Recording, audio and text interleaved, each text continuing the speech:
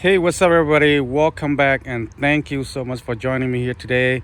And I have the new Sony ZV-E10 camera right here. I have it about a week and a half now. I've been kind of playing with it a lot and get to know and learn a lot about this little camera. The first thing that I want to point out is that this is the Sony mirrorless camera. It is small and compact. So the size is compared to any of the cyber camera that you have. As you can see, it is not big at all in my hand. It is very small and convenient, lightweight, that you can just take it anywhere where you go, and you would definitely have a great videos and photos. Now this is a small and lightweight compact camera that it is for content creator. People would use it to make YouTube, Facebook, TikTok videos, pictures, or anything like that. You can definitely take some great photos for your Instagram. I've been using it extensively for the last week and a half.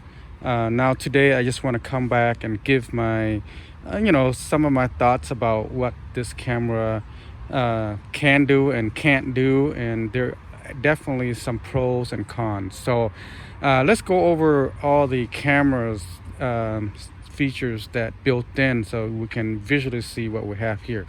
So right off the back here we have this flippy screen, the articulate screen. You can flip it out, and then when you do your vlogging you can just flip it out and then twist it around so that you can see yourself kind of like that, so you can see yourself filming. That's pretty cool.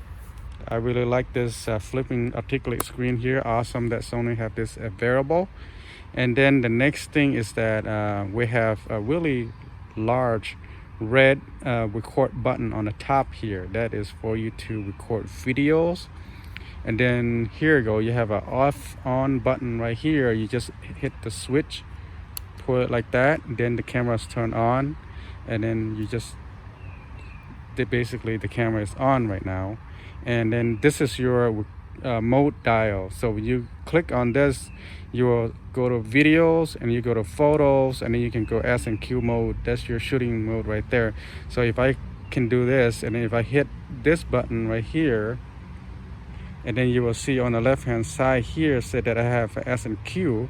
If I hit it again, it will switch to photos camera. Now I can take photos with this mode. And if I hit it again, then this is where you see this icon on the left hand here. It have a video camera on it. Right now I'm set it at manual mode.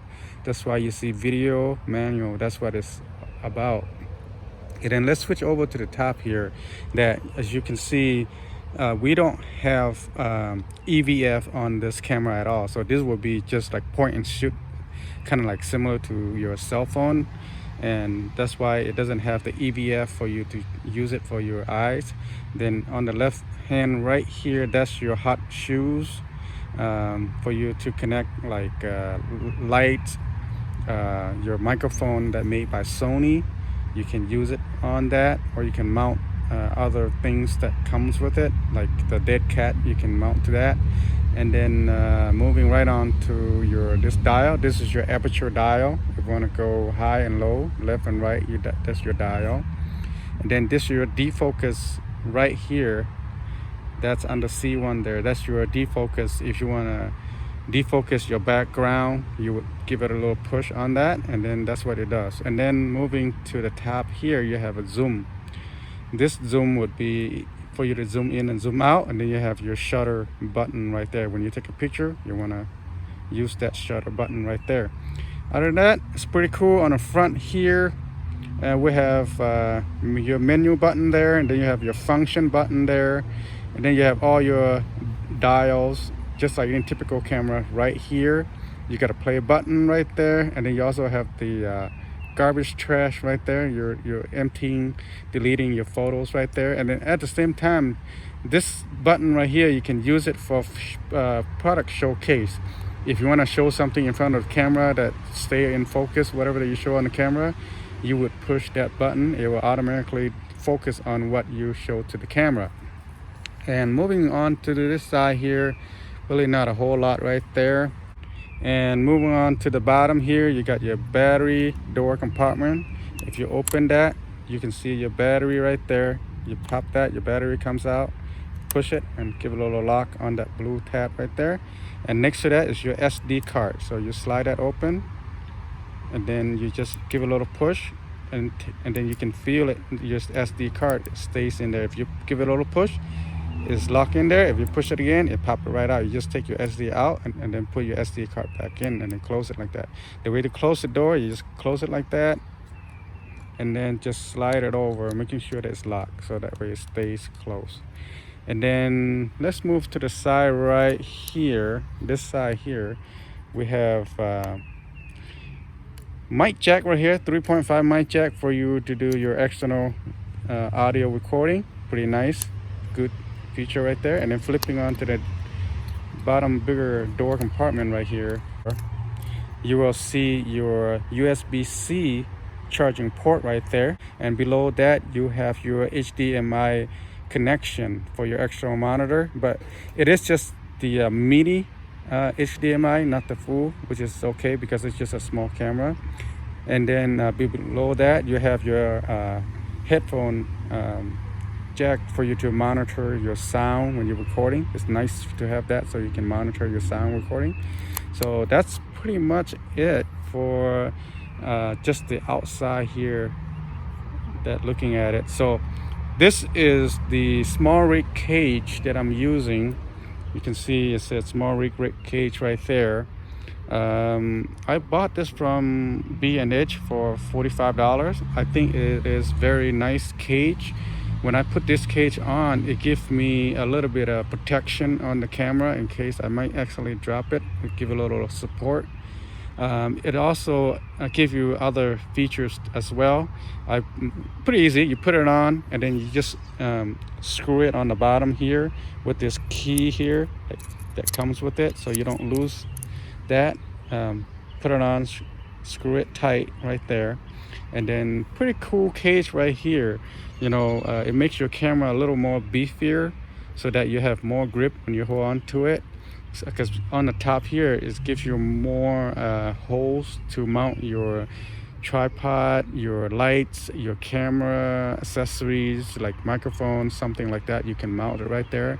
It also comes with the cold shoe mount right there as well. And then it gives this hole and that hole for your camera strap if you still want to use the strap.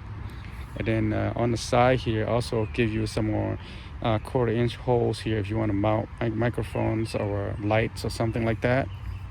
And same thing with this side too, it gives you more options for that. I just put these screws on because I didn't want to lose it, but that's just another holes on the side here so you can mount your microphone or lights if you want to. I put the screws back on so that way I don't lose it. And then let's turn to the bottom. Now the bottom part, of course, it's got really nice cutout for your battery hose compartment. Like I said, it comes with this special magnetic key, so you put it right there, you don't lose it. That's how you tighten up your screws right there. And it still have more holes on the bottom here if you want to mount this to like a tripod or something. Pretty cool. I really like it. It's an excellent quality built cage. Again, I can put a link on the bottom that you guys can check it out. You can get it from Amazon, you can get it from B&H, just about everywhere for $45 to $50. Very excellent cage. We all know that small rig always make excellent quality product, and this is one of the newest cage they got for this Sony camera. So let's move on to this lens that I have here. First off, this is the ND filter that I have from ProMaster. This ND filter is 77 millimeter diameter. So all you have to do is unscrew it like that, do a little twist. So this filter is ND filter by ProMaster.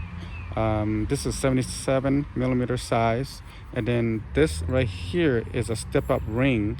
It's by Sensei 49 to 77 step-up ring filter. So I put this on so that way you can mount this filter onto it just like that. If you don't have that, then you can just twist this out. If you twist this out, then this becomes just a filter adapter like that. Here's just the actual lens itself. So this lens is the Sony 28 millimeter f2 lens. This is a full frame lens that I bought from B&H as well. They have it at Best Buy. You can get it from there for $450. I got it used from B&H for $350, so I get $100 off. They say that the previous owner bought it and turned out to be not the right lens for him. He don't like the focal length, so he returned it, and I got it for $350. It is a very small and lightweight lens, and it's only weighed 200 grams. So the way to take the lens out is that you push that button right there to release your lens. Push it and give it a little twist, and then the lens coming right out, just like that. So looking in the front here, it said f2 28 millimeter lens, and it has the 0.29 millimeter focus length. That means you can get really close to your subject. And then this is 49 millimeter diameter. If you want to put the filter on, that's the filter side. And it has a pretty good smooth focus ring right here, very smooth. And it's set at Sony E mount right there, and it is made by Sony. As you can see, it's got really nice size of your aperture right there.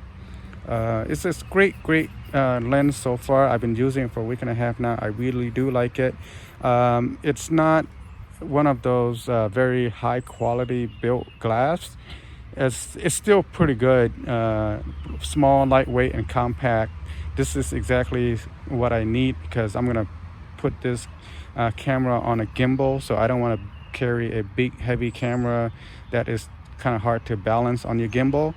This is great size for that nature. So this is why I want to keep this lens doing this kind of thing, is to put it on gimbal so that I can have a smooth video shooting, because I know that the Sony ZV-E10 doesn't have the stabilizer very well. Shaky video, I don't like that, so I want to use gimbal for that. And again, this lens is great, sharp 2.0. This is allow you to have a pretty good low light performance. On top of that, the focus on this lens is pretty fast. Not the fastest, but it's actually very fast compared to like a 1.4, 1.8. This is actually only 2.0, so it's still doing pretty good. I really like it. A lot of things going on pretty well on this lens. Like I said, I'm going to be using it on mainly just doing video purpose, not a whole lot of photos. You can, because it's a very sharp lens, but I'm using it just for video purposes only. I'm not going to do a lot of stand-up head talking videos. So this is just prime lens. It's not a zoom lens, which works perfect for that. I will definitely come back, let you guys know more how this lens perform. But for the whole week that I have this lens, I really like it. It does a really good job, give me great depth of field, because it's this f2.0. And the reason why I choose 28 millimeter over like a 20 millimeter or 22 or 24 millimeter or 35 millimeter is because I want to challenge myself. What can I do with 28 millimeter? This will give me a lot of flexibility to shoot a little bit wide, not so wide, but it's a little bit wide. And also, if I need a little bit rich, I have that 28 millimeter, and then I can also use the Sony clear image zoom, so I can get out to be maybe about 35 millimeter. So, which is a pretty cool feature to have that built in the camera like that. I'm gonna put this lens right back into the camera before, I might drop it or something. So I'm gonna put this lens right back into the camera.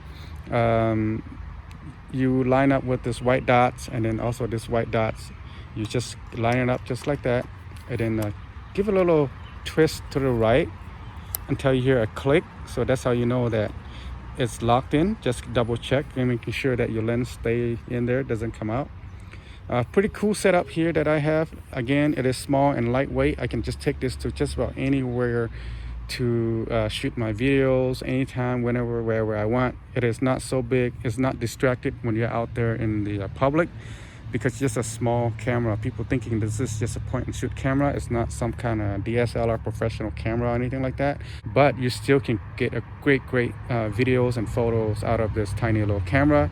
Of course, this is the Sony ZV-E10, and it can shoot 4K 24 frame per second and also 30 frame per second, and you can also shoot the 1080p at 30 frame, 24 frame, even 60 frame, plus you can do a slow motion up to 120 frame in slow motion. One thing that I found out about slow motion at 120 frame per second is that you don't get audio. There's no sound when you're recording slow motion, and the focus system is not the greatest, but it still does give you a good focus. And the picture quality for 1080p is kind of soft, but it's still good enough to do what you need to do. I prefer a little more sharp, but if I do need to shoot a little more sharp quality, I would just bump it up to 4K 24 or 4K 30.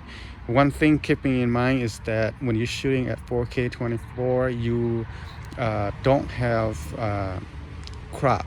There's no crop in 24p, but if you switch over to 30p, there's slightly crop. Now, one thing that you need to remember is that if you're gonna shoot 4K 30, there's slightly crop on that features. Otherwise, you stick with 24 frame per second and it stay wide. That's something to keep in mind to understand about that. I'm gonna turn on the camera and then look at the menu here that we have. So as soon as I turn on, I don't have the ND filter. As you can see, it is overexposed on my screen, but that's okay. We're just gonna check this out. You push the menu, and then this menu is a little bit different than any other menu. Let's do this first checkout right here. I'm gonna push the mode button here on the top, so that way I can switch over to video. So I am on the photo mode right now. Let's push the menu. So this is the JPEG extra fine. Then I'm sitting on the JPEG fine. I'm gonna switch it over to my file format. I'm gonna do a shoot raw. I will definitely enjoy shooting raw. You get a lot more dynamic range, and when it comes to editing, I like to set my aspect ratio to 16:9. Some people have it at 4:3, but definitely for me it's 16:9. And then if you click this button right here, on this right button here, it will go to the next page. All of those setting right here. Now this is the shooting mode.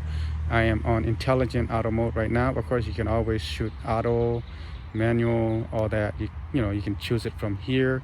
This is your program mode. This is your aperture. That's your shutter. This is your manual. Then you have a memory. You can set up your memory if you want to have a certain memory. You have the pan shot, and then you have also the portrait, which is pretty cool. And then I'm right back into intelligent right now for the meantime. Let's go back into dry mode. I usually shoot single. I don't do any rapid shoot, fast shooting, anything like that yet.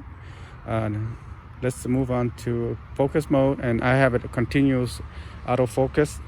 You can have it on many different mode here as far as shooting. I definitely do manual mode sometime as far as my focus. I would do that, but right now I'm using in the continue autofocus. I'll leave that. Then auto tracking, I will use that definitely, especially my eye tracking. I want to be able to track my eyes. You can have animal eye detection also. This camera does come with the version 2.0 software installed by Sony, because this is the latest firmware that they have available. And then move on to the next one. I don't do anything to these stuff here. I just keep moving. And yeah, you have the right to do flash. My white balance, I usually leave it all on auto. So if you move it to the top, and then you got format, and then right now we're on photo mode, but I do my 4K. You can do HD right there. You can do a 4K right there, and then going right back, and then this is your recording. You can go 24p, and then you can go 30p, but depending if you want the 100 megabits or the 60. I don't need a big files at the moment, so I'm just using the 60 for right now.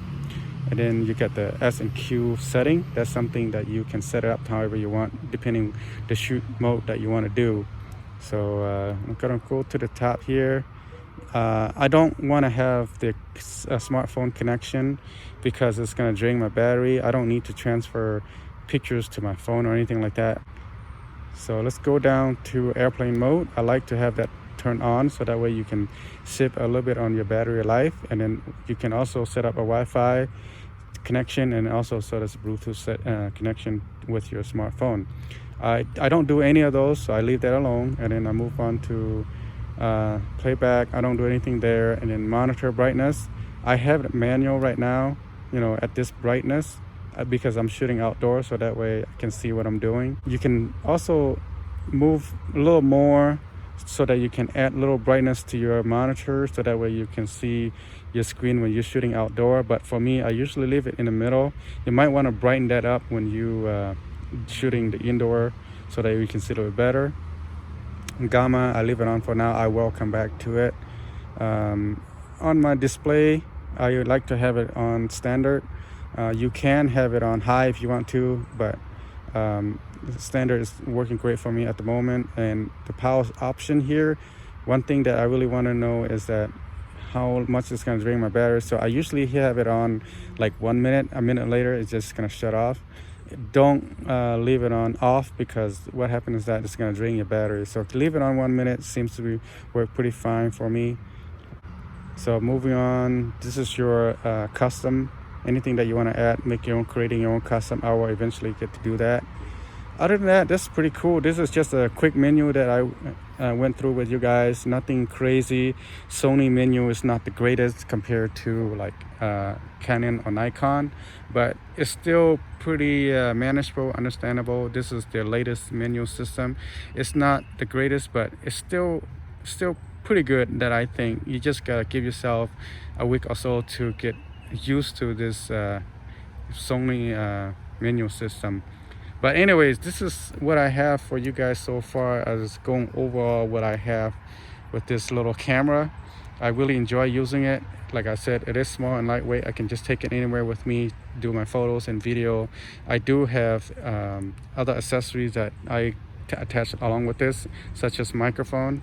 So this is one of the microphone that I currently use. It's made by Movo, and it's come with this huge dead cat.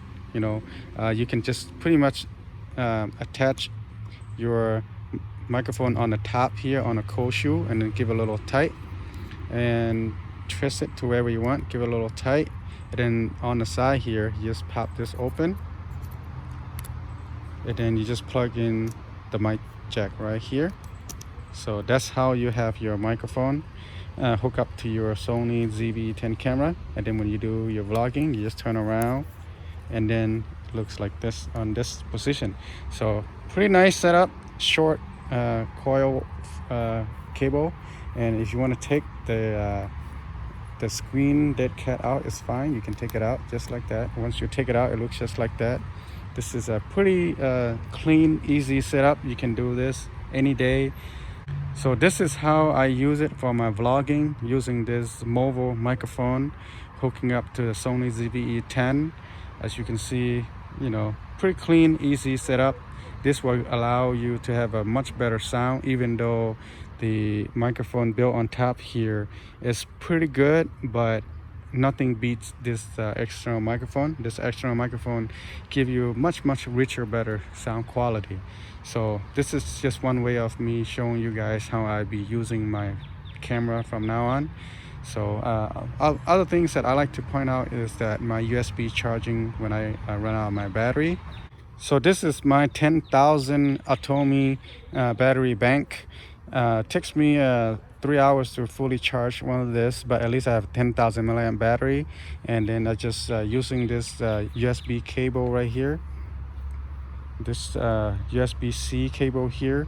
I'm just gonna plug it on the side of the camera, so that way you can get more battery while you're shooting your video. If you run out of battery, you plug this right into the top one right here, just like that.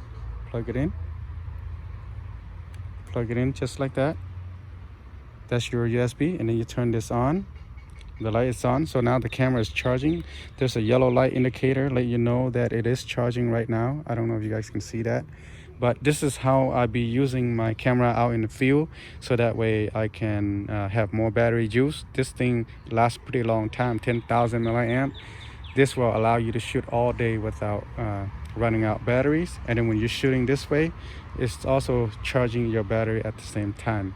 So with this setup, you can be out and about all day, so you're making sure that you have enough battery to shoot your video and photos. I really like it. It's small, compact. Now this cable is a little bit short. This is only 1.5 cable, but I do have another cable that is 3 feet long. So I would put my battery bank in my pocket and then just using the camera just the way it is while it's charging. I think it's pretty cool setup. It's not quite clean, but at least you're not running out of battery. So anyway, thank you so much for checking out this video. This is just my brief go over with the new camera that I have. This is the Sony ZV-E10. I would love to come back and give you guys more detail and knowledge about this camera as I understand more. But thank you so much for stopping by. Until next time, take care everybody. Goodbye.